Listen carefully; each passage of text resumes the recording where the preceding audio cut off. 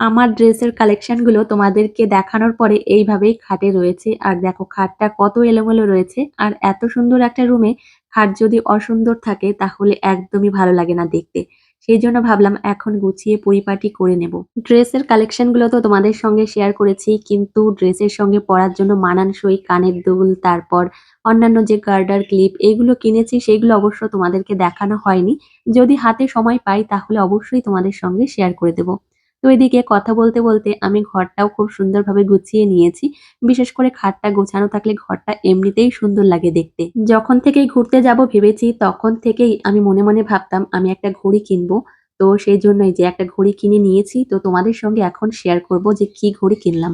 আমার অবশ্য ঘড়ি আছে, তবুও ভাবলাম একটু নতুনত্ব নেওয়া যাক। সবসময় কি একরকম জিনিস পড়তে ভালো লাগে? একদমই ভালো লাগে না। সেই জন্য এই ঘড়িটা নিয়ে নিয়েছি। তবে এটা কোম্পানির কোনো ঘড়ি না, এটা একদম নরমালি। তো তার মধ্যে দেখতে কিন্তু বেশ সুন্দর রয়েছে। তোমাদের একটু দেখিয়ে দিলাম। আর এই যে দেখো আমার টাইটানের ঘড়িটা, এটা কিন্তু অনেক দাম। এই ঘড়িটা কিন্তু আমার বরমশাই আমাকে দিয়েছিল। এতটা সুন্দর ঘড়িটা কি বলবো। এর পাশে তো এই ঘড়িটা একদমই বেমানান।